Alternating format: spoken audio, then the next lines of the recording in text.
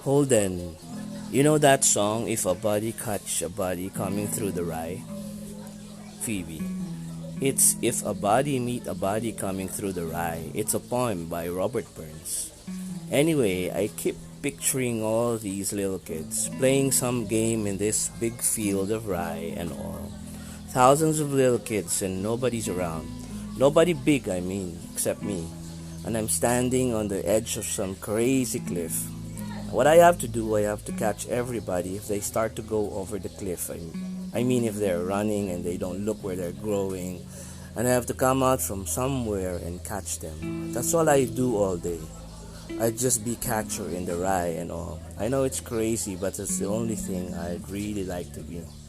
J.D. Salinger, The Catcher in the Rye, Chapter 22, spoken by the character Holden Caulfield. Sometimes I feel like that. Oh Christ, here I go again, caught in some melodramatic strain.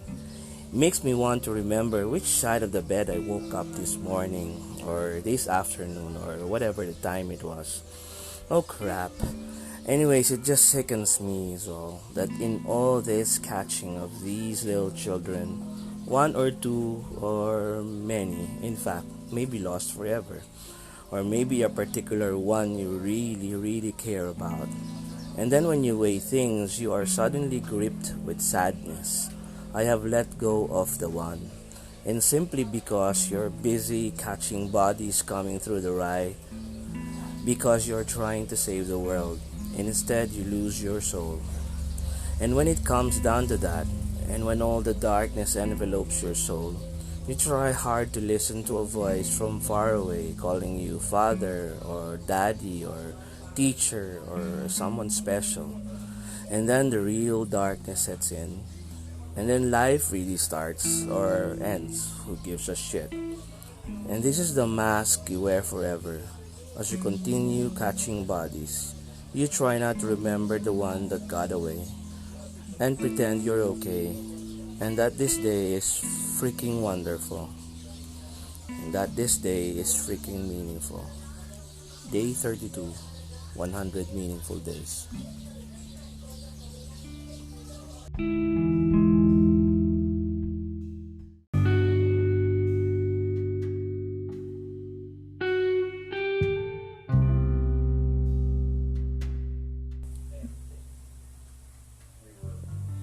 Lesson number 7. Do not assume. Do not think that the other person sees the same thing in the same light, in the same perspective, and in the same set of feelings and emotions as you. Do not assume nor feign affection. Do not assume nor feign rejection. Love and hate, they're always, almost always I should say, subjective and impermanent. A lot of anxiety just for something that you have assumed in darkness. Throw it in the light. Look at the things as they really are, devoid of emotions, devoid of subjectivity. All the poetry and hatred in the world comes from our assumptions. Be realistic. Whatever is. Take things as they really are.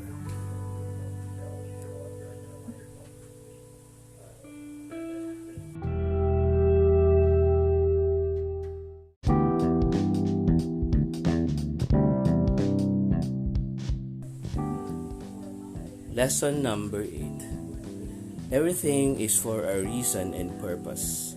That has been said many times. But this is what they left out.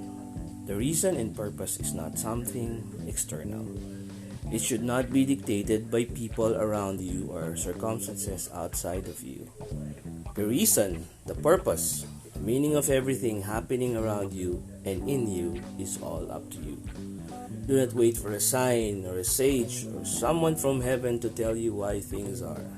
You will discover them. You are who you think you are. Everything starts from you.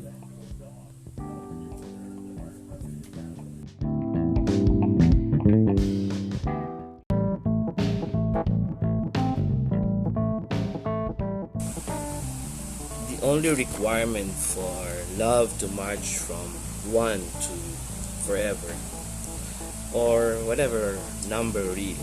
Jesus, I'm not a fan, seriously. It's loyalty and being true.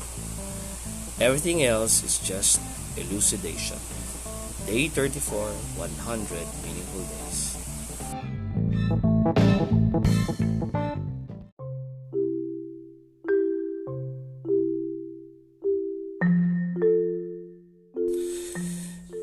And since we are one, let us focus on the unity of all that is around us. Stand in awe, in wonderment, just like before when you were just a child. Do not lose that awe, that reverential respect for everything around us.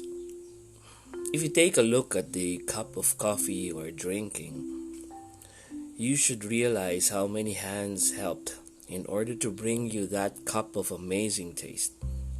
The farmer, the market person, the packers, the pilot of the plane, the crew. You cannot separate yourself from the world, from everyone. If you take a sniff of air, come on, do it. You share the same breath as your friends, your enemies, even Jesus and Buddha of old. There is a connection between all of us. On the same moon, Romeo and countless of others pledged their loves to their Juliets. And we still see it night after night. Heck, by the same moon, E.T. rode on a bicycle with Elliot. And that was more than 30 years ago. 40 years ago now. Lesson number 5. Do not lose that wonderment. Everything is connected. Do not waste your time trying to separate yourself from the world. Lose in the consciousness that the world and you and everyone are one. And when you sip your coffee or drink your Coke or eat your pizza, think of all the people connected to you and that which you hold in your hands. Think of all that is yesterday and all that will be future. And think of every moment in between. Hold fast to the realization that the world and you and I and everyone else, that we are one. As an infant somewhere in this vast planet dies of hunger or thirst or the COVID-19 pandemic, we can still take our full share and yes, upload them in Instagram. I am he as you are he, as you are me, and we are all together. Lennon-McCartney, I am the walrus.